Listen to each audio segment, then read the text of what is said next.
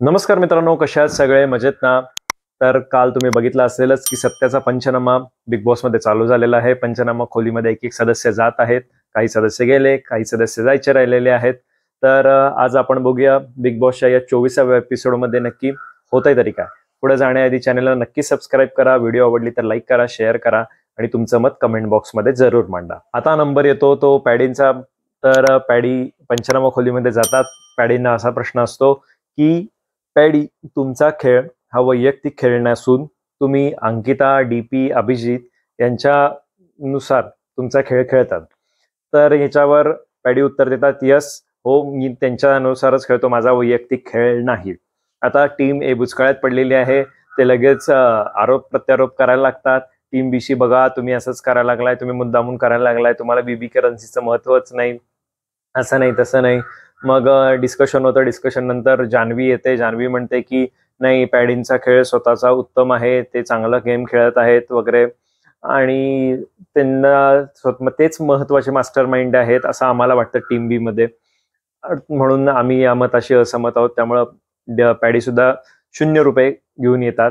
पॅडींना खूप आनंदित झालेले असतात, कारण हे असहमत झालेले आहेत आणि लोकांना दिसलेलं आहे की paddy is a good player आणि पॅडी मेन यामध्ये आहे. ते पॅडी आल्यावर हाय हॅलो करतात निक्की वगैरे त्यांना, परंतु ते त्याचा काही स्वीकार करत नाहीत.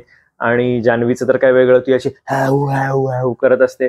एवढं करायचं मला तेच समजत नाही, काय एवढं तिला अंगात येतंय का काय येतंय, काय करत नाही. प्रत्येक गोष्टी ती अशी अशी अशी अशी निम्मी हालचाल हालचाल आदळ आपट दाण दाण करत असते. निक्की आणि अरबाज वगैरे जे आहे ते जाता जाता व्यवस्थित फुटेज घेऊन जातात. अंकिता वगैरे सुद्धा फुटेज घेऊन जातात. खरी ही आदळ आपट करून कशाला काय करते काय कोणास ठाऊक. यामध्ये आर्याचा जो विषय निघतो, तर जान्हवीला निक्की म्हणते की तू कशाला आर्याला हक करायला जातेस, असं करायला जातेस. तर जान्हवी एक जगातलं सगळ्यात मोठं म्हणजे 21व्या शतकातलं सगळ्यात मोठं स्टेटमेंट बोलते, की म्हणते आपण सुद्धा माणुसकी दाखवायला पाहिजे, दिसायला पाहिजे.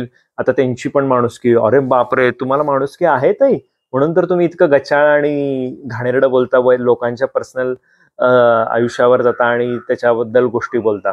पहिला तुम्ही माणुसकी आणा, दाखवा माणुसकी, आणि मग दुसऱ्याच्या माणुसकीबद्दल बोला. नंबर जो येतो तो येतो जान्हवीचा.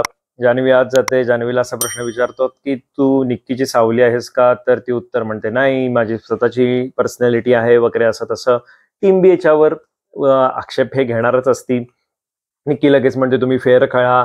बिग बॉस सुद्धा म्हणतात की 4 पर्सनॅलिटी आहेत. रितेश देशमुख सुद्धा म्हणतात 4 पर्सनॅलिटी आहेत आणि तुम्ही असं कसं म्हणताय, ही सावली आहे वगैरे. बराच याच्यात वादावादी होते. तर पॅडी वगैरे फुल ऑन जोशमध्ये आलेले आहेत. अभिजित सावंत सुद्धा फुल ऑन जोशमध्ये आहे. अभिजित हे स्पष्टीकरण देतात, नाही, ती सावली आहे, जसं निक्की वागेल तसंच ती वागते किंवा निक्कीच्या आदेशाप्रमाणे वागते वगैरे, असं उत्तर देऊन तिला सुद्धा 0 बीबी करन्सी घेऊन बाहेर पाठवतात. यामध्ये निक्की आणि एक डायलॉग होतो की हसा हसा, तुम्ही हे करायचं ते करा. परत तो म्हणतात बघा निर्लज्जासारखे हसतायत, निक्की म्हणते. तर पॅडी म्हणतात की नाही, तू बघ कसं डबल हे बोलतीयस आणि तुझ्याच मताशी तू सहमत नाहीयेस वगैरे. मग जान्हवीताई बाहेर येतात. जान्हवीताई बाहेर आल्यावर तर मग काय, धुरळा व्हायलाच पाहिजे. जान्हवी येते अगदी असं तिचं ते रुबाब, अरे माझ्या दम आहे म्हणून मी खरं बोलले वगैरे, असं तसं तिचं ते चालू असतं. यांच्यासारखं नाहीये, दम नाहीये, यांची भीक आहे, मी यांच्यासारखी भीक माझी जी आहे, मी यांना भिकेन देईन वगैरे, असं तसं तिचं ते गलिच्छ बोलणं जास्त चालू असतं. आणि पॅडी त्याच्यावर बरोबर ऍक्टिंग करतात, म्हणतात मला फळं आवडतात, मला फळं पाहिजेत वगैरे. तर या जान्हवीचं तोंड कधी बंद होणार आहे कोणास ठाऊक. आता बघू काय रितेश देशमुख तोंड आहे ना, जमते तरी का बंद करायला, का सगळं रितेश देशमुख वगैरे किंवा हे डायरेक्टर वगैरे सुद्धा काही लाचार असतील काही गोष्टींसाठी वगैरे. बीला म्हणजे अभिजित, डीपी, अंकिता वगैरे यांना पिकनिक गँग बोललं जातं आणि ते त्यांच्या स्पॉटवर बसलेले असतात. त्यावेळी बिग बॉस सुद्धा पिकनिक कसं चालू आहे वगैरे विचारतात आणि फळं सुद्धा दिली जातात. तर त्यावेळी अभिजित तिथनं उठून जातात आणि त्याच्यावरच प्रश्न विचारला जातो की अभिजित, तिथनं तुम्ही उठलेला असता, तुम्हाला असं दाखवायचं असतं का की मी पिकनिक गँगचा एक सभासद नाहीये म्हणून? तर हो, अभिजित म्हणून उत्तर देतात, मला असं दाखवायचं नव्हतं की मी दाखवायचं होतं की मी या पिकनिक गँगचा सभासद नाही, म्हणून मी तिथनं उठलेलो असतो. तर यामध्ये सहमत आहे मी. मग टीम ए मध्ये निक्की तर म्हणते हो बरोबर आहे त्याचं म्हणणं वगैरे. खरं सगळ्यांचं मत येतं, बहुमत येतं, बहुमतानुसार ते विरोधाला विरोध, ते म्हणतात की नाहीये, असहमत राहतात. आणि अभिजित सावंत सुद्धा 0 करन्सी घेऊन बाहेर पडतात. यामध्ये निक्की, अरबाज वगैरे यांचा थोडा वाद होतो. वैभवचा सुद्धा वाद होतो की तुझं तू एकटी मत घेत आहेस, जरा टीमशी चर्चा कर आणि मग डिस्कस कर. इरिनाला असा प्रश्न विचारला जातो की आपल्याला मत मांडायचं नसतं एखाद्या टास्कमध्ये वादावादी वगैरे झाल्यावर, तर आपण तिथनं दूर होता, हे खरं आहे का खोटं आहे? इरिना म्हणते नाही हे खोटं आहे, परंतु अंकिता याच्याबद्दल टीम बी कडून उत्तर देते की नाही, तिला असं वाटतं की नाही आहे, मला याच्याबरोबर नाही, माझी पर्सनॅलिटी आहे, मला या भांडणामध्ये पडायचं नाहीये आणि मला निगेटिव्ह एनर्जी घ्यायची नाही, नको आहे, मी पॉझिटिव्ह आहे, म्हणून ती तिथनं बाजूला होते. हे अंकिता स्पष्टीकरण देऊन व्यवस्थित सांगते. त्यामुळे इरिना सुद्धा शून्य करन्सी घेऊन बाहेर येते. त्यावर टीम ए वाल्यांचं म्हणणं असतं तुम्ही आता इरिनाला कशाला या तोडताय, ती तर एकदम व्यवस्थित आहे, चांगली आहे. परंतु टीम बी खरंच चांगला गेम खेळत आहे आणि असंच त्यांनी पुढे सुद्धा गेम खेळायला पाहिजे. पुढचा नंबर असतो अंकिताचा. अंकिताला असा प्रश्न विचारला जातो की अंकिता, तुमच्या टीम बी मध्ये फक्त धनंजय सोडून तुमचा दुसरा कोणावरही विश्वास नाही, हे खरं आहे की खोटं आहे? तर ती म्हणते हो खरं आहे, माझा दुसरा कोणावर विश्वास नाही. त्यावर निक्की म्हणते की तिचा जर बाकीच्यांवर विश्वास नसता तर ती आपल्या ग्रुपमध्ये येऊन बसली असती, तर ही पूर्णपणे खोटारडी आहे, अशी आहे तशी आहे, हे सगळं जान्हवी निक्की यांचं त्यांचं नेहमीच गटारगंगा चालू होते आणि त्यानंतर ते या मताशी असहमत होतात आणि अंकिता सुद्धा येताना ₹0 बीबी करन्सी घेऊन येतात. पुढचा नंबर येतो तो म्हणजे निक्कीचा असतो की चूक झाल्यावर तुम्ही मनापासून माफी मागता का नाही? तर यावर निक्की म्हणते हो, मी मनापासून माफी मागते आणि यावर टीम बी असहमतच असणार असते. अभिजित जरा थोडाफार इकडे तिकडे असतो, परंतु सगळे म्हणतात नाही, निक्की मनापासून माफी मागत नाही. निक्कीचा बाहेर आल्यावर जळफळाट होतो, ती अभिजितवर राग काढते, अभिजितला म्हणते की असं का तसं का, तू का स्टँड घेतला नाहीस वगैरे. नाही तर तो म्हणतो की नाही, बहुमत होतं आणि ग्रुपमधल्यांचं मला ऐकायलाच पाहिजे होतं, त्यामुळं मी त्यांचं ऐकलं, त्यामुळे तुझ्या विरोधात डिसिजन दिला. यावर अरबाज सुद्धा म्हणतो बघ अभिजित तुझ्याकडे राहिला नाही, तुझा एवढा मित्र म्हणतो आणि तू काय बाकी बोलते. मग यांची वादावादी होते. निक्की म्हणते मी ह्याच्यावर बोलणार नाही, मी त्याच्यावर बोलणार नाही, असं त्यांची जरा तोडफोड होते जर बऱ्यापैकी. आणि मग आता पुढचे नंबर चालू होतात. अभिजित सावंत या टीम बी बरोबर वाद घालत असतो की तुम्ही मला तिकडं असं माझी इमेज जी आहे ती चुकीची करत आहात, तुम्ही मला घालून पाडून दाखवत आहात वगैरे. तर अंकिता तेच म्हणते तू सगळ्यांसमोर का बोलला नाहीस की तुझं मत असं असं आहे म्हणून, आणि तू स्ट्रॉंगली ते मांडायला पाहिजे होतंस, आम्हाला कन्व्हिन्स करायला पाहिजे होतंस. तू कसं काय? म्हणजे आता खरंच असं वाटतं की काही यामध्ये की अभिजितला थोडी इन्सिक्युरिटी आहे. तर पुढचा नंबर असतो वर्षा उसगावकरांचा. वर्षा उसगावकरांना असं विचारलं जातं की निक्की बरोबर वाद झाल्यानंतर तुमचा खेळ संपला आहे, हे खरं आहे की खोटं आहे? वर्षा उसगावकर म्हणतात हो हे खरं आहे, मला मान्य आहे. तर निक्की पण म्हणते की हो बरोबर आहे, माझ्याबरोबर मी असल्याशिवाय यांचं इथं काय अस्तित्वच नाहीये आणि माझा खेळ आहे म्हणून यांचा खेळ आहे वगैरे, त्यामुळे यांचा काही उपयोग नाहीये, म्हणून मी ग्रीन बजर दाबणार आहे. ग्रीन बजर म्हणजे ऑटोमॅटिक 20,000 बीबी करन्सी बी टीमला मिळणार आहे. हे असं म्हणणार दाबणार असते तोपर्यंतच वैभव म्हणतो, छोटा पुढारी म्हणतो हे काय आमचं ग्रुपचं मत नाहीये, आम्ही यशाचे असहमत आहोत आणि असं काही नाहीये. यावरून वैभव निक्की यांची वादावादी होते, तूच म्हणजे ग्रुप किंवा तूच म्हणजे डिसिजन घेणार वगैरे, असं नाही, आमचं सगळ्यांचं मत तू घ्यायला पाहिजेस. तर हे सगळे असहमत होतात आणि रेड बजर दाबतात. त्यामुळं वर्षा उसगावकर सुद्धा ₹0 घेऊन बाहेर आल्यावर त्यांचं सगळेजण कौतुक करतात आणि बरोबर आहे, वर्षा उसगावकरांनी डिसिजन बरोबर घेतलेला असतो. इकडे वैभव निक्कीवर चिडलेला असतो, तू असे कसे डिसिजन घेऊ शकतेस, तर ती म्हणते मी त्या स्टेट ऑफ माइंड मध्ये नव्हते वगैरे, असं तसं तिचं बोलणं असतं. वैभव आता जाम चिडलेला आहे. बऱ्याच गोष्टी आता वैभवला समजायला लागल्यात की आपल्याला विचारतच नाहीयेत ही लोक आणि स्वतः डिसिजन घेत आहेत. यामध्ये ती जान्हवी असते, ती जान्हवी करत तिचं ते नेहमीच चालणं करत येते आणि म्हणते वर्षा उसगावकरांना, ताई तुम्ही जिथं मार्ग चुकाल तिथं मी तुम्हाला चांगला मार्ग दाखवीन वगैरे. पॅडी याच्यावर उत्तर देतात की पहिला तुझ्या मैत्रिणींना दाखव. मग ती म्हणते मी काय करीन, माझ्या मैत्रिणीने दाखवायचं काय नाही ते ठरवीन. अगं ताई, त्यांची लेक असती ना तर ती तुझ्यापेक्षा मोठी असती आणि तिनंच तुला मार्ग दाखवला असता. टीम ए जी आहे ती टेन्स वातावरणात आहे आणि टीम बी आनंदी वातावरणात आहे, कारण त्यांनी टीम एची बरोबर मारलेली आहे आणि त्यामुळं हे वैफल्यग्रस्त झालेले आहेत. आणि या वैफल्यग्रस्त लोकांच्या मध्ये एक कर्तृत्ववान स्त्री आहे, ती म्हणजे जान्हवी. जान्हवीचं बोलणं चालणं म्हणजे तर एक कलाकार म्हणून तर उत्तम आहेच, तर ते तुम्ही बघायला पाहिजे. तर ती तिच्या वडिलांच्या वयाच्या असलेले जे पॅडी आहेत यांच्यावरती आधी वर्षा उसगावकर यांच्याबद्दल बोललेलीच आहे, तर पॅडींबद्दल सुद्धा असंच बोलते. ती म्हणते की हे काय आहे, त्यांच्या अंगात दम नाही, समोरून बोलत नाहीत, हे करत नाहीत, ते करत नाहीत, असं वाकडं तिकडं बोलते अंगाडून फेंगाडून वगैरे.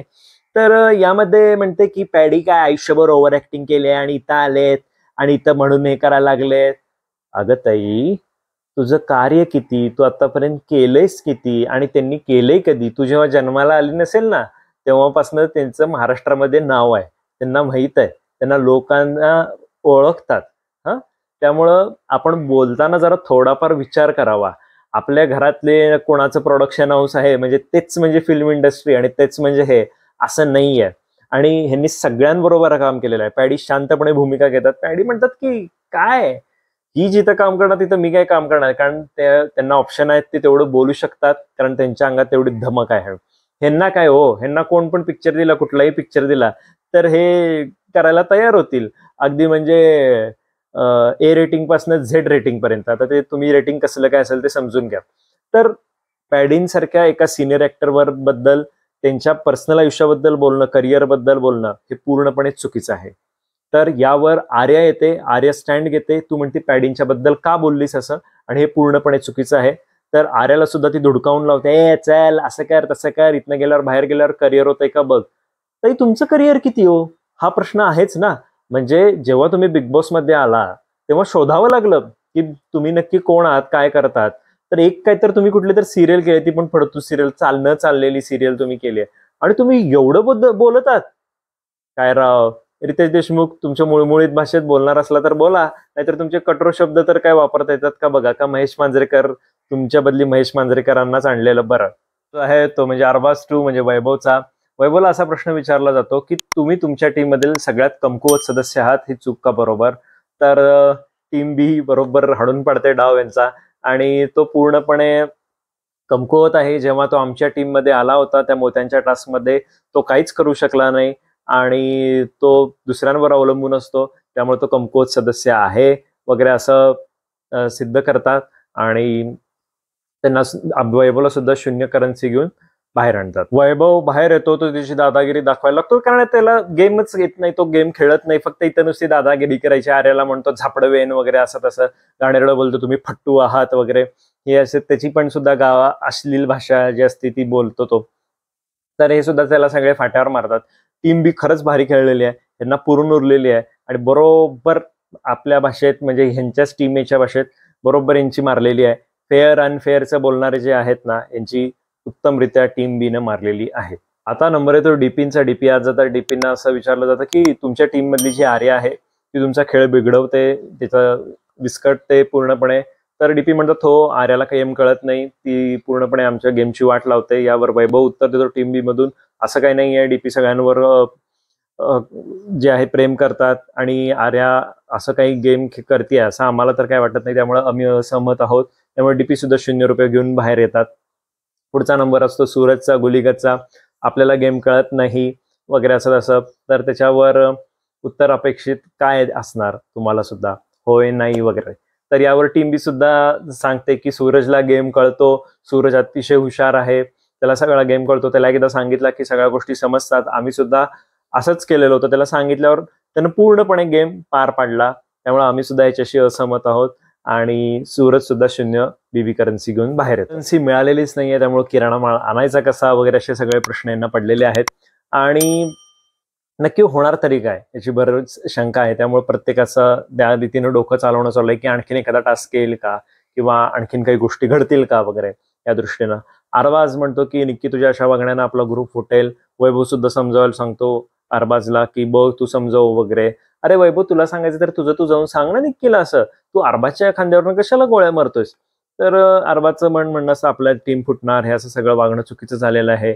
इकडं अभिजित वगैरे सगळ्यांचं असतं. आज आपण चांगला गेम खेळलेला आहे टीम बी, आणि पुढे सुद्धा आपण असाच चांगला गेम खेळूया, जेणेकरून आपण टीम याला भारी पडू आणि आपण आपले प्लेयर सेफ राहतील आणि आपल्याला पुढं जास्तीत जास्त जाता येईल ते.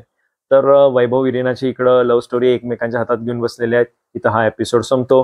बघू आता पुढच्या एपिसोडमध्ये नक्की होणार तरी काय. बीबी करन्सी नाही म्हणजे यांना खाणं पिणं नाही, वॉशरूम्स नाहीत, बेडरूम्स नाहीत. तर पुढचा एपिसोड बघायला मजा येणार आहे. तर पाहायला विसरू नका बिग बॉस आणि बिग बॉसचा रिव्ह्यू. तोपर्यंत धन्यवाद.